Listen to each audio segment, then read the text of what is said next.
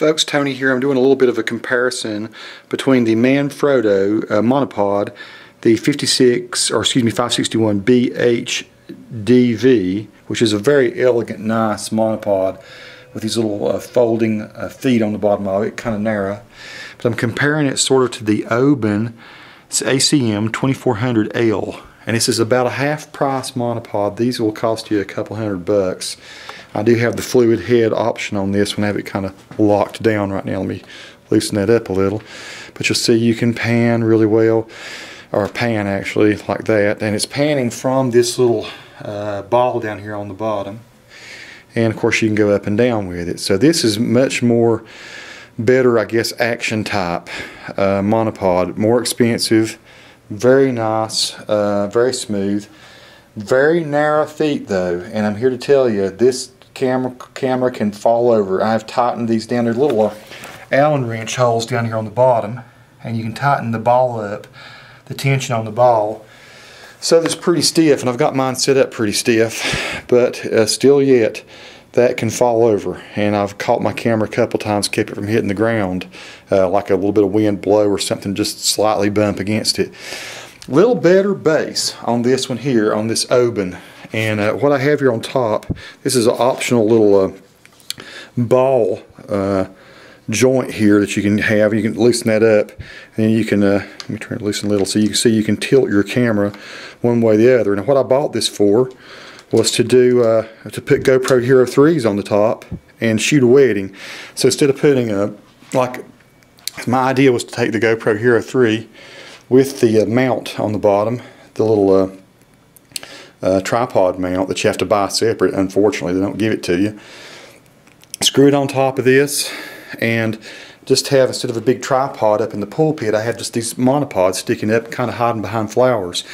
And this did fantastic. It actually was an awesome configuration to do it that way. I actually shot a wedding. I don't like to shoot my weddings very often, but this was quite a nice one in Harrisburg, North Carolina. This does not deploy as easily as that. Those legs actually fold up and go up inside the thing here. But this is very lightweight. It goes up to about, when you bring it all the way up, it goes up to, I'm guessing, about 5 feet 10 inches high, which is plenty high to shoot most things. And it works really good for mounting the GoPro Hero3, being able to tilt it left or right. You don't want to like try to do continual motion with that. You just tilt it to wherever you want it, then you screw it down. And I guess I could get a fluid head type thing like that and put the GoPro on. I've actually put the GoPro on this and it works very well where I have this Canon now. But just to tell you, this is way more stable. I can bump this and you can see it rights itself very quickly. If I were to bump this just slightly, that camera is going to go tumbling down. And so if you're trying to do just nice, stable shots, not trying to move, you just need something really good. Maybe you're doing some blogging, you want to do some multi-camera things with a GoPro Hero3. I'm going to probably shoot some guitar videos, some jazz improvisations or blues, and I'm going to put 3 or 4 GoPros on these poles. I bought 3 of them, and so the Hero3 fits really well on top of that. I think any other camera, still camera, if say you want to use a Hero3 to do let's say time-lapse photography, this would be a good way to do it. Buy one of these. Half the price, they're around 95, 99 bucks.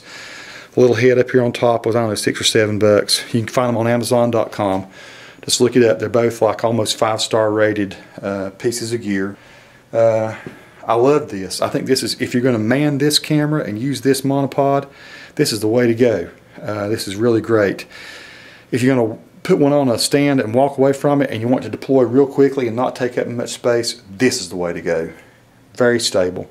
Good job, Oben. I'm not sure where you are or who you are. I guess it says made in China up underneath there. No surprise there, but it's a good quality piece of gear, and it comes with a little Allen wrench so that you can tighten these little brackets and things if they start to come loose. So far I'm pretty happy with this. I'll let you know if I find out anything negative about it. But after one good use, very nice piece of gear to have. Another nice thing to have in your toolkit if you're a videographer. Peace to all, be cool. Subscribe if you like the tips and things I put out there. Give me your feelings as well if you've used either of these products.